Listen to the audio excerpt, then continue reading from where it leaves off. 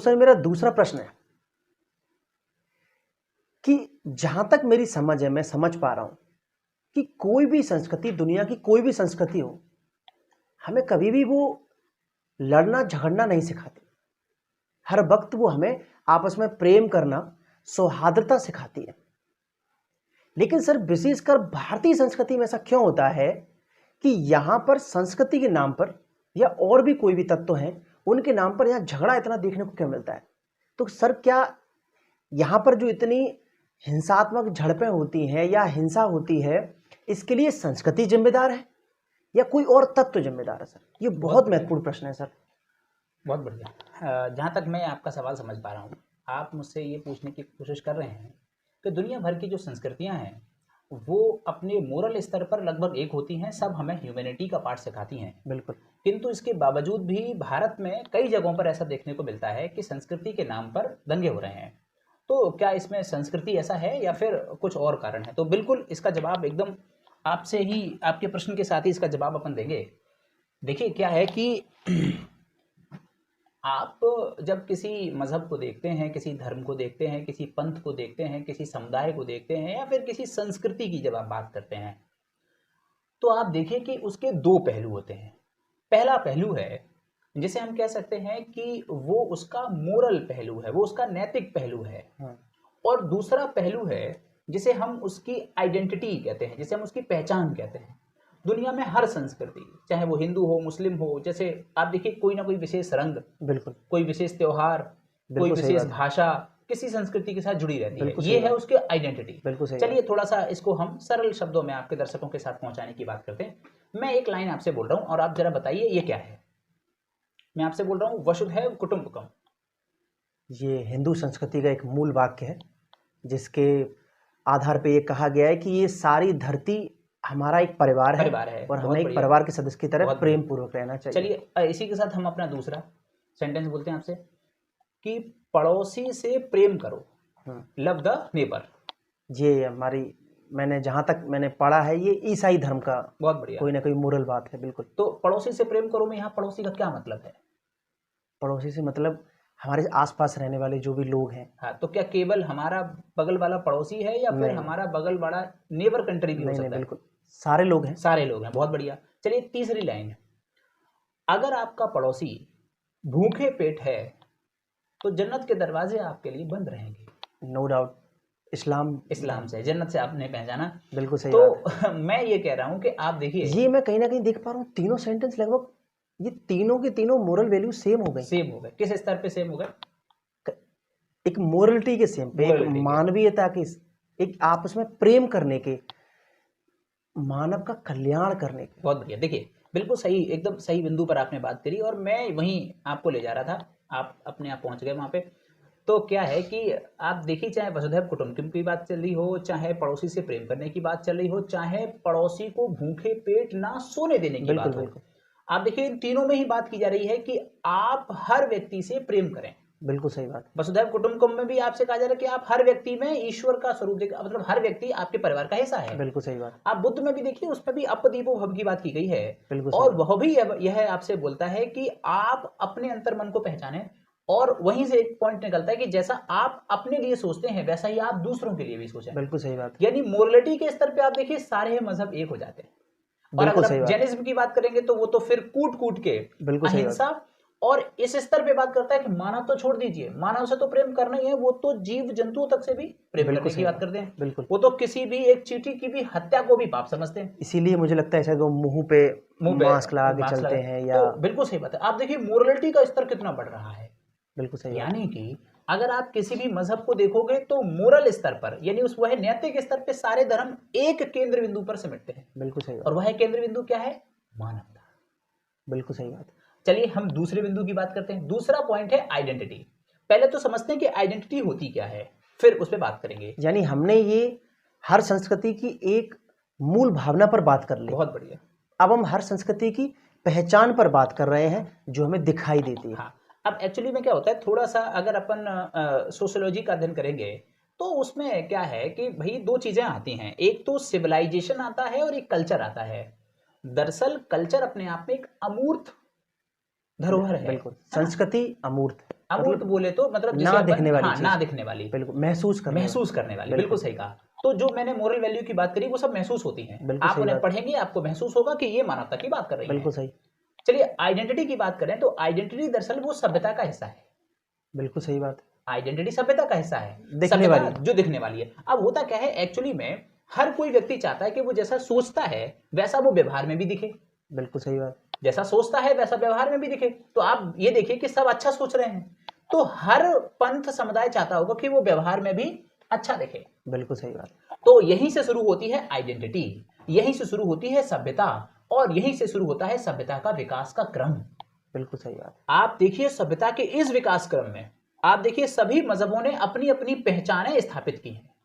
पहले तो आप समझिए कि आइडेंटिटी क्या है। आइडेंटिटी है रहन सहन, बिल्कुल सही बात। आइडेंटिटी है खान पान, आइडेंटिटी है उस धर्म से उस संस्कृति से जुड़े हुए कर्मकांड, रिचुअल्स, पहनावा। पहनावा। बिल्कुल सही बात। तो विशेषतः ये मोटी मोटी बातें हैं जिससे हम आइडेंटिटी को शो कर सकते हैं। अब आप देखिए लड़ाई और झगड़े किसी भी सभ्यता में, किसी भी संस्कृति में कभी भी मोरल वैल्यू के नाम पे नहीं होते हैं। जितने भी लड़ाई झगड़े दंगे फसाद होते हैं सब होते हैं आइडेंटिटी के नाम पे, पहचान के नाम। पहचान के नाम पे। अगर मैं किसी हिंदू संस्कृति का एक हाँ, बिल्कुल। हिंदू कल्चर की बात करूं तो आप देखिए एकदम सफेद कपड़े हम पहनते हैं। अच्छा एक और खास बात, आइडेंटिटी जो डिसाइड हो रही है दोस्त, वो डिसाइड हो रही है वहां के स्पेसिफिक ज्योग्राफी रीजन से, बिल्कुल वहां पे आसपास पाई जाने वाली परिस्थितियों से, और वो परिस्थितियां डिसाइड हो रही है भूगोल से। बिल्कुल सही। चलिए मैं थोड़ा सा बात कर रहा हूं, जैसे आप हिंदू धर्म को देखिए। हिंदू धर्म में आप देखेंगे कि हमारे यहाँ एक बहुत ही स्पेसिफिक कल्चर है कि साहब हम एकदम सफेद कुर्ता धोती पहनते हैं। बिल्कुल सही बात। आप महिलाएं भी धोती पहनती हैं, पुरुष भी धोती पहनते हैं, एकदम सफेद कलर का हमारा ओरिजिनल है ये। ओरिजिनल बोले तो हालांकि अब ये थोड़ा सा परिवर्तित हो गया है, हाँ, लेकिन हमारे मूल में बिल्कुल यही मूल में है। वही है। बिल्कुल सही वो बात। परिवर्तित क्यों हुआ उसको भी हम आगे समझेंगे।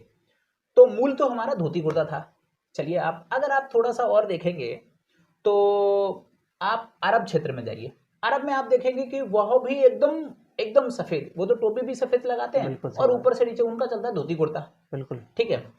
और इसके बाद अगर आप यूरोप में जाएंगे तो यूरोप में आप देखेंगे वो कसे हुए कपड़े पहन रहे हैं, बिल्कुल एकदम एकदम टाइट टाइट कपड़े पहन रहे टाई हैं। वाई लगा के एकदम। बिल्कुल। तो अब यूरोप में टाई क्यों पहन रहे हैं?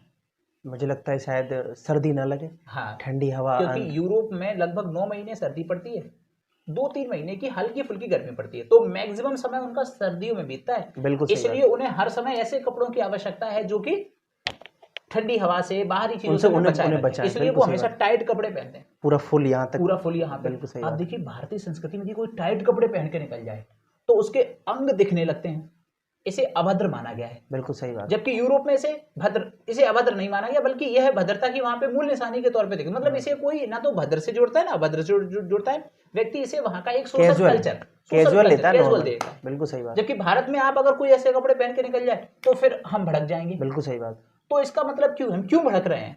जबकि वो अपने हिसाब से सही है ना, बिल्कुल सही हम बात। अपने हिसाब से सही है, हमें ढीले कपड़े पसंद है, और ये हो सकता है कि वो हमारे ढीले कपड़ों को देखकर हमारा मजाक उड़ाएं, और हम हो सकता है कि हम उनके टाइट कपड़ों को देख करके उनका मजाक उड़ाएं।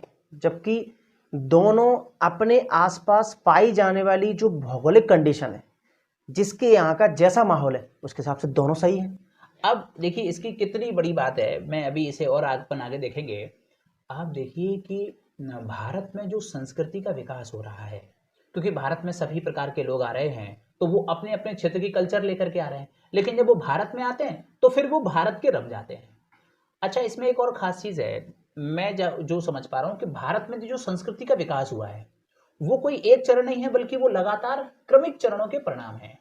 आप देखिए भारत में सादा कपड़ा पहना जाता था। बिल्कुल। अच्छा भारत में या फिर हम अरब की बात करें तो वहां गर्मी बहुत पड़ती है। बिल्कुल। तो सफेद कपड़े में आप जानते हैं कि ऊष्मा के यह क्या करते हैं, अच्छे परावर्तक होते हैं। हाँ है ना? बिल्कुल सही। हाँ, ये ऊष्मा को आसानी से लंबे समय तक सोखते नहीं है, आसानी बल्कि से ऊष्मा को लेकर के वापस कर देते बिल्कुल हैं। सही है ना? इसलिए आप देखोगे वहां ज्यादा गर्मी पड़ती है, इसलिए वो सफेद और सफेद में भी कुर्ते नायलॉन वाला, बिल्कुल सही अगर बात। आप अरब में देखेंगे तो, है ना? बिल्कुल सही जबकि बात। भारत में आप देखोगे नॉर्मल कॉटन चलता है, नॉर्मल चलता है। बिल्कुल सही। चलिए दक्षिण भारत में तो आपको पता ही है कि सिर्फ एक लुंगी में उनका पूरा काम होता है। वहाँ सफोकेशन बहुत ज्यादा है। बिल्कुल, क्योंकि बिल्कुल सही बात। वो अभी अपन देखेंगे कि दक्षिण भारत में और भी गर्मी ज्यादा है, और भी गर्मी ज्यादा है, तो फिर उतने ही कपड़े हल्के होते जाते हैं, हल्के उतने ही होते कपड़े कम होते जाते हैं शरीर से। उनकी आधे तक क्या यहाँ उसको क्या बिल्कुल सही बात लुंगी है, कहते हैं। लुंगी कहते हैं। बिल्कुल अब आप देखिए, इसका मतलब भारत में गर्मी ज्यादा पड़ती है, इसका मतलब है भारत के लोगों को कम कपड़े पहनने चाहिए। बिल्कुल सही बात। और आज आप भारतीय संस्कृति में देखिए, जब आप किसी भी व्यक्ति को कम कपड़े हुए पहनते देखते हैं तो लोग भी इसे भारतीय संस्कृति का विरोध मानते हैं। चलिए मैं आपको एक बहुत अच्छा बात बता दूं, आप भारत के देवी देवताओं को देखिए, आप भारत के देवी देवताओं को देखिए, आपको दिखाई देगा कि भारत के जितने भी देवी देवता हैं वो जड़े हुए कपड़े पहने हुए हैं, पूरे ढके हुए हैं और जड़े हुए कपड़े पहने हैं। साड़ियां उनकी जड़ी हुई हैं, उनमें छोटे छोटे फूल खिला दिए गए हैं और चेहरे पर एक मुकुट भी रख दिया गया है। आप देखेंगे और आप हैरान रह जाएंगे कि जब आपको ये पता चलेगा कि 6वीं शताब्दी में पहली बार सिलाई, कढ़ाई और बुनाई का आविष्कार अरब में हो रहा है। आज से लगभग 1400 साल पहले, बिल्कुल 1500 साल पहले कढ़ाई बुनाई हो रही है। और फिर अरब यात्री भारत में आए। बिल्कुल, भारत में तो व्यापार था ही, स्पेशली मसालों का व्यापार था, कॉटन का व्यापार था, जोर शोरों पर रेशा मार्ग तक खुल चुका था। तो वो जब भारत आए तो वो भारत में लेकर के आए सिलाई, कढ़ाई, बुनाई, और नो डाउट जो आएगा वो अपने साथ अपनी विशेषताएं तो लेकर के आएगा। और वो विशेषताएं वो आपको बेचेगा। पहली चीज व्यापार, और व्यापार से ही शुरू होती है सांस्कृतिक आदान प्रदान। बिल्कुल सही बात। कुछ यहाँ की कल्चर वो लेके जाएगा, कुछ अपना कल्चर देके जाएगा। बिल्कुल। तो अब यहीं से शुरू हुआ, जब ये लोग यहाँ पर आए, जब अरबी लोग भारत में आए तो वो भारत में सिलाई, कढ़ाई, बुनाई लेकर के आए। अब आप देखिए यहां से शुरू हो रहा है भारत की संस्कृति का उदय। अब लोगों को विश्वास नहीं होगा कि जो आज रत्न जड़े कपड़े हम पहनते हैं, जो इतनी कढ़ाई बुनाई हम देखते हैं अपने कपड़ों पर, ये सारी कढ़ाई बुनाई उन अरबी मुगलों की देन है जो 6वीं शताब्दी में भारत में आए थे। और जैसा कि मैं देख पा रहा हूँ आपकी कोटी पे भी एकदम कढ़ाई, शानदार कढ़ाई बुनाई दिख रही है। बिल्कुल बिल्कुल सही। तो ये कहां से आ रही है? ये इसका मतलब है, मैं ये कह सकता हूं, मैं ये अब अगर हम इसे व्यक्तिगत न लेकर के अगर हम संपूर्णता में देखें तो आप देखिए भारत की हर शादी, और भारत की हर शादी में हर महिला जब तक कड़े बुने कपड़े पहन के नहीं जाएगी वो शादी कंप्लीट ही नहीं होगी उसके लिए। बिल्कुल सही बात। आप मैं जो पॉइंट बताना चाह रहा हूं, आप देखिए भारत में जो रामायण है, भारत में जो महाभारत है, उनके पात्रों तक को जड़े कपड़ों में दिखाया गया है।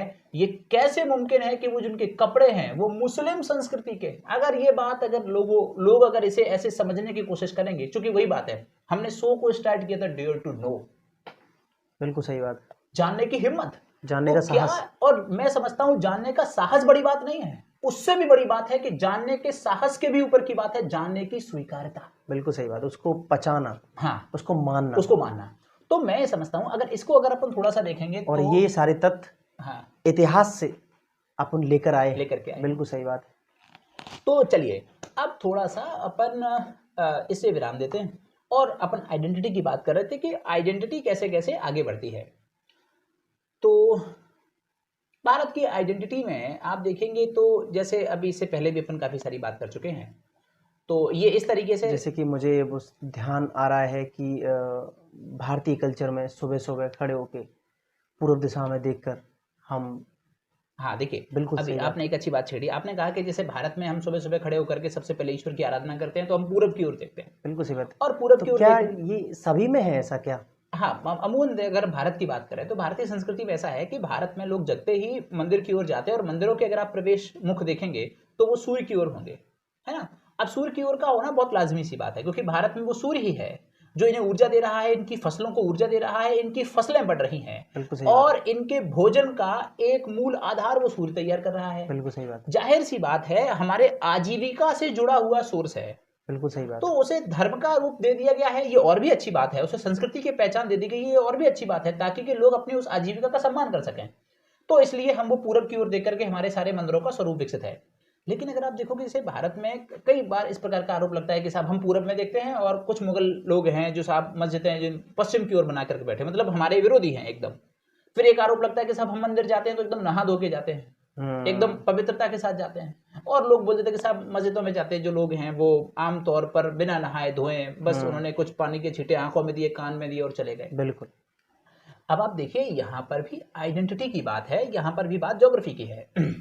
आप देखिए अगर आप बात करेंगे इस अरब क्षेत्र में, तो आप देखिए अरब क्षेत्र में की खास बात क्या है, वहाँ एक तो बहुत गर्मी पड़ती है और पानी के साधनों की बहुत अल्पता है। पानी है, बिल्कुल पानी सही नहीं है, तेल बहुत है, पानी नहीं है। लेकिन तो आप देखिए उस क्षेत्र में क्या है, वहाँ पानी की कमी है, तो पानी पीने को ही नहीं है, तो नहाने को कैसे हो सकता है? बिल्कुल सही बात। नहीं है तो फिर हम क्या करते हैं, वो केवल उन्होंने अपने आंखों को धोया, तो कानों को वैसा ही धोया, कल्चर वहां पर डेवलप हुआ, है ना। तो इसका मतलब है जब वो लोग यहाँ पे आए तो यहाँ पर भी उन्होंने सेम किया। लेकिन ऐसा नहीं, अब आज के अगर आप देखोगे भारत में जो आज मुसलमान हैं वो अब तो नहा धो के मस्जिद जाते हैं, क्योंकि यहाँ पानी की क्योंकि अब उपलब्धता पानी है। है, अब पानी की बिल्कुल सही उपलब्धता बात। है, लेकिन कल्चर में अभी भी वही है, बिल्कुल सही बात। तो वो अभी भी चल रहा है।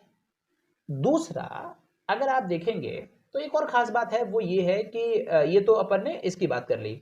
दूसरा प्रार्थना करने की बात है, जब बिल्कुल खुदा सही की बात। बंदगी की जाती है तो साहब हम पूरब की ओर देख करके कर रहे हैं, वो पश्चिम की ओर देख करके, तो उसका भी सेंस ये है, क्योंकि शुरुआत में सल्लल्लाहु अलैहि वसल्लम साहब जो है वो अरब में आए और मक्का और मदीना उनका केंद्र है, बिल्कुल। केंद्र है, तो वो पश्चिम में देख करके अपने खुदा को याद करते हैं और पश्चिम में देख करके खुदा की बंदगी करते हैं। तो इसमें कोई परहेज नहीं होना चाहिए किसी को, मुझे लगता है आपके लिए यहाँ से खुदा है, उनके लिए वहां से खुदा है। अच्छा, यानी इसका मतलब भारत से बैठकर जो मस्जिदों में जो खुदा की बंदगी की जा रही है, जो उनके हिसाब से देखें तो पश्चिम दिशा में मक्का मदीना है, बिल्कुल सही इस वजह से पश्चिम दिशा। बिल्कुल बिल्कुल सही बात है। तो ये इसका उत्तर क्या है, इसका उत्तर है आप थोड़ा सा इतिहास पढ़िए, आप थोड़ा सा भूगोल पढ़िए, तब तो आपको समझ में आएगा कि ये जो टकराहट है, अब लोगों ने ये जो मजहबी जंग चालू कर दी है, मैं समझता हूं कि इस प्रकार के कुतर्कों का कोई जवाब नहीं देना चाहिए। और मुझे लगता है कि अगर आप सही समझ रहे हैं इन चीजों को, तो मुझे लगता है आपको इनका सम्मान करना चाहिए, बिल्कुल सही बात। बजाय इसका विरोध के हम पूरब हम पश्चिम, बजाय इसका विरोध के हम नहा के और तुम सिर्फ सेंस को साफ करके। ये जब आप समझते हैं तब आप देखते हैं कि आप एक मैच्योर इंडियन कल्चर की ओर बढ़ते हैं। पता नहीं मुझे ये कहना सही लगेगा कि नहीं लगेगा, आपकी इन बातों को ध्यान रखते हुए मुझे एक महात्मा गांधी जी की एक कहानी याद आ रही है। एक महात्मा गांधी जी, अगर हाँ बिल्कुल बिल्कुल, महात्मा गांधी जी की मुझे कहानी याद आ रही है कि उनसे मिलने के लिए उनके कोई खास मित्र जो कि मुसलमान थे, हाँ साबरमती आए थे। बिल्कुल सही बात, बिल्कुल सही बात। हाँ उनसे मिलने आए थे, शायद आपने ही बताई थी मुझे। हाँ हाँ, क्या क्या थी जरा वो कहानी आप नहीं बताएं। बिल्कुल नहीं, आपका कहना सही है, और आप भी बताइए, अब आप जब बता रहे हैं तो हाँ सही बात है। तो उसमें वो मिले आए और उसके बाद फिर और वो मिलने आए, उनकी उन्होंने कहा कि हम आपसे मिलने आए हैं और ईद का दिन था। बिल्कुल सही बात है, ईद मुबारकबाद देने आए थे। और उन्होंने, महात्मा गांधी जी ने उनको मुबारकबाद दी और सीधा उन्होंने अपने किसी शागिर्द से कहा कि इनके लिए आप मटन लेकर के आइए, मटन का प्रबंध करवाइए। बिल्कुल उन्होंने तुरंत मना कर दिया बिल्कुल कि नहीं, बिल्कुल नहीं, आपने हमारी भावनाओं का ध्यान रखा, ये बहुत जरूरी है, बिल्कुल, बट मुझे भी आपकी भावनाओं का ध्यान रखना है। कितनी शानदार बात है। बट बहुत सारे लोगों को अगर ये बात पता चलेगी, चाहे वो हिंदू धर्म में हो, वो बोलेंगे कि ये कैसे पॉसिबल महात्मा गांधी के विचार हैं, जो एक तरफ अहिंसा की बात करते हैं, दूसरा पशु बलि की बात कर रहे हैं, हिंसा की बात कर रहे हैं। जबकि बिल्कुल सही बात है। अब यहाँ पे देखिए कितनी अच्छी बात आपने कही, यहाँ पे बात है एक दूसरे की संस्कृति के सम्मान की। बिल्कुल सही बात है कि महात्मा गांधी ने कहा कि साहब ईद का दिन है, तो उस व्यक्ति का हक है कि ईदी के दिन जो उसका खाना बनता है वो उसे मिलना चाहिए। तो महात्मा गांधी ने उसके लिए उसका प्रबंध किया, लेकिन उसे पता है कि वो आया कहाँ है, बिल्कुल सही वो बात। जानता है कि वो कहाँ आया है, वो आया है महात्मा गांधी के दरबार में। बिल्कुल सही बात। तो उसे मालूम है कि ये अहिंसा के पुजारी हैं। उसने बिना सोचे महात्मा गांधी के पैर पकड़ते हुए कहा कि मैं आज के दिन तो नहीं खाऊंगा। बिल्कुल बिल्कुल, क्या बात है। ये दिखाता है कि हम जब एक दूसरे की संस्कृतियों का सम्मान करेंगे, इस स्तर पर अगर हम लोग संस्कृति को समझ पाएंगे, इस ऊंचे स्तर पर, बिल्कुल, मैं आपकी संस्कृति का सम्मान करूं, आप मेरी संस्कृति का सम्मान करें, हम देखेंगे कि वो लड़ाई झगड़े देखने को नहीं मिलेंगे। धीरे धीरे करके आप उस पॉइंट को पकड़, मैं समझ पा रहा हूं आप जो बात कहना चाह रहे हैं। अब देखिए, अब थोड़ा सा, अब आपने जो सवाल पूछा कि आखिर ये इतने दंगे झगड़े लड़ाई क्यों होते हैं, तो मैं समझता हूं कि इसका एक मोटे मोटे स्तर पे मैं ये कहूं, जैसे अभी हालिया में मैं अभी बात करूं तो अभी तालिबान में आपने देखा होगा, तो वहाँ क्या हुआ, तालिबान में मतलब अफगानिस्तान में तालिबानी लोगों ने बमियान में बुद्ध की कुछ मूर्तियों को नष्ट कर दिया। ठीक है, भारत में भी आप देखिए कई जगह मस्जिद मंदिर के विवाद आए दिन आते रहते हैं, उसे बताने की आवश्यकता नहीं, लोग सब जानते हैं, अपने इतिहास में भी है, बहुत इतिहास में भी है। अब यार देखिए ये क्या है, ये जो लड़ाई है कि जैसे तालिबानियों ने क्या किया, बुद्ध की मूर्तियों को नष्ट कर दिया, ये लड़ाई मोरल वैल्यू की है कि आइडेंटिटी को लेकर के है? मुझे लगता है आइडेंटिटी, इसमें पहचान बताने की बात है कि हमारी पहचान है कि हम मूर्तियों की पूजा या उपासना नहीं करते। और बुद्ध में भी हम देखेंगे, चूंकि कुछ महायान संप्रदायवादियों ने वो मूर्तियां बनवाई थी, तो उनका ये विचार रहा होगा कि साहब हम बुद्ध की उपासना करते हैं, तो उन्होंने उस उपासना के लिए बुद्ध की कुछ मूर्तियां बनवा दी। तो आप देखिए कि सिर्फ ये जो लड़ाई है, जबकि ये मूर्ति मानते नहीं, ये मूर्ति मानते नहीं और वो मूर्ति की पूजा करते हैं, तो उन्होंने मूर्ति हटा दी। तो ये जो मूर्ति है, मूर्ति से आप किसी का धर्म थोड़ी नष्ट कर देंगे, मूर्ति से आप किसी की संस्कृति थोड़ी नष्ट कर देंगे। ये दिखा रहा है कि आप आइडेंटिटी के लिए लड़ रहे हैं। बिल्कुल सही बात, क्योंकि आपकी पहचान है कि आप मूर्ति पूजक नहीं हैं और आपकी पहचान है कि आप मूर्ति पूजक हैं। तो ये लड़ाई मजहबी या ये लड़ाई कल्चरल नहीं है, ये जो लड़ाई है, ये लड़ाई है आइडेंटिटी की, ये लड़ाई है अपने पहचान को बनाने की। और समस्या ये है कि हम पहचान को सर्वश्रेष्ठ बनाने में लगे हुए हैं, जो कि बिल्कुल दतियानूसी विचार है। मुझे लगता है कि कभी भी किसी भी स्तर पे कोई भी संप्रदाय, कोई भी मजहब, कोई भी संस्कृति हमें ये नहीं सिखाती कि हमें आइडेंटिटी के लिए लड़ना चाहिए। आइडेंटिटी क्रिएट किससे हो रही है? आइडेंटिटी, जैसे अभी मैंने कहा कि अगर आप आइडेंटिटी के लिए लड़ोगे तो फिर आप फेंक दोगे अपनी देवी देवताओं की वो पहने हुए वो कपड़े, वो जड़े हुए कपड़े जो आज आप पहन रहे हैं, फेंक दो अपने घरों से। मुझे बताइए कौन भारतीय व्यक्ति है जिसके रंग बिरंगे कपड़े नहीं दिखाई देंगे? जो भी रंग बिरंगा है वो सब, मैं ये कह सकता हूं कि वो सब इस मुगल संस्कृति की देन है, जो भारत में सिलाई कढ़ाई और बुनाई के रूप में आप तक उपस्थित है। क्या आप उसे मिटा सकते हैं? कभी नहीं। तो आप ये समझिए, अब ये तो एक एग्जांपल है, मैं कुछ और एग्जांपल के बारे में अभी मैं आपसे बात कर रहा था कि देखिए जैसे भारत में आप देखिए खीर कितनी अच्छी बात है। अगर आप खीर को देखिए, खीर में सबसे पहले मैं बात करूंगा चावल की। चावल कहां से आया? चाइना से। दूसरी चीज है शक्कर। शक्कर कहां से आया? गन्ना से। गन्ना कहां से आया भारत में? गन्ना आया गुआना से, अफ्रीका के क्षेत्र से गन्ना है। चाइना से भारत में चावल आ रहा है। और चलिए दूध आपका है, अब बताइए खीर किसकी?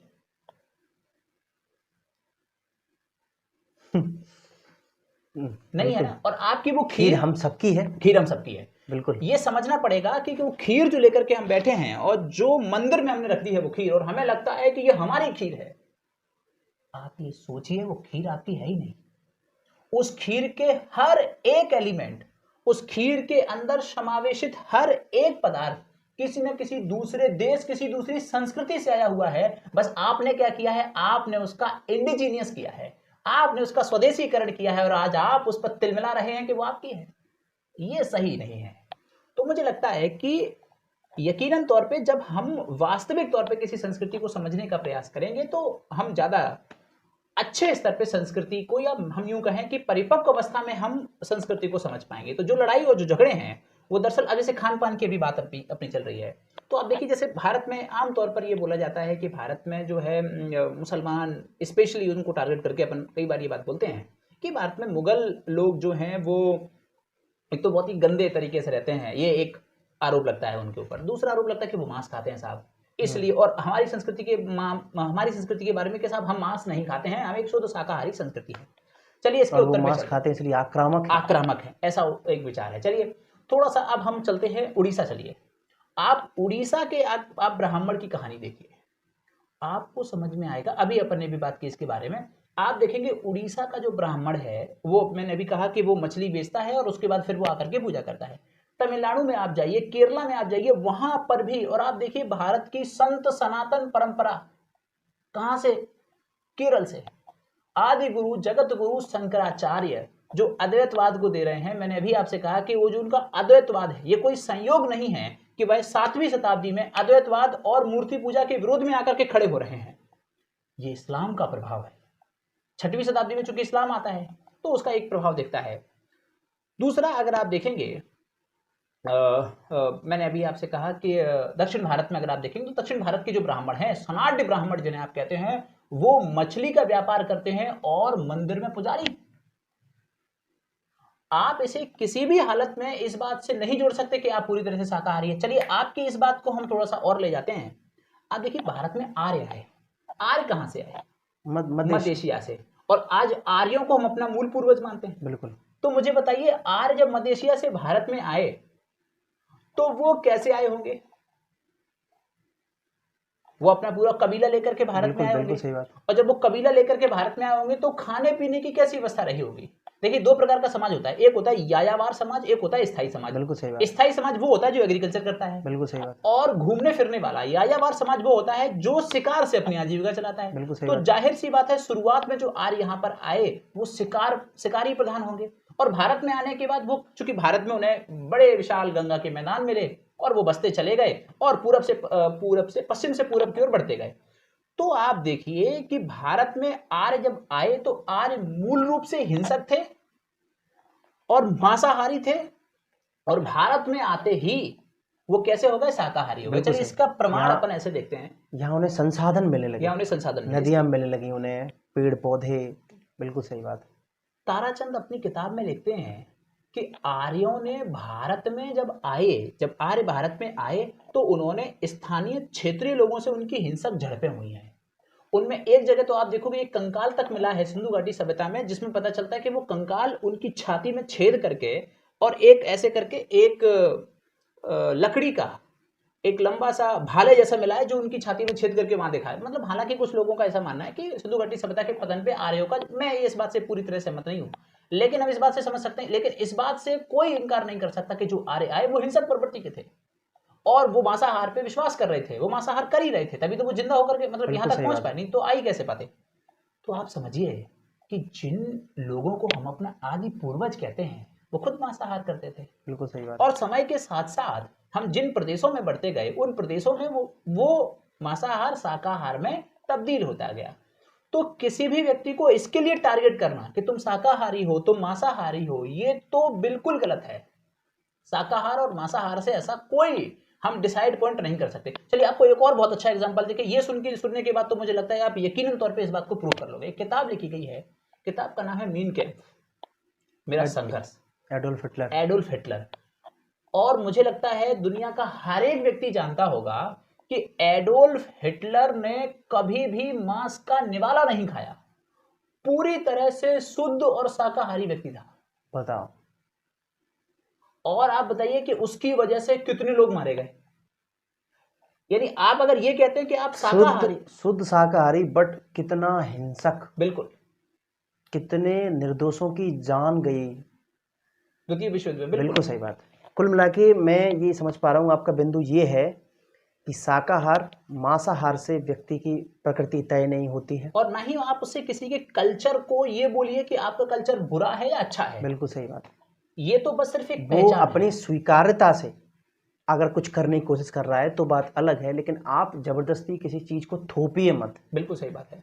हर कल्चर अपनी अपनी जगह पर बेस्ट है, बिल्कुल, क्योंकि वो अपनी अपनी स्थिति से उठकर आए हैं। बिल्कुल सही बात है।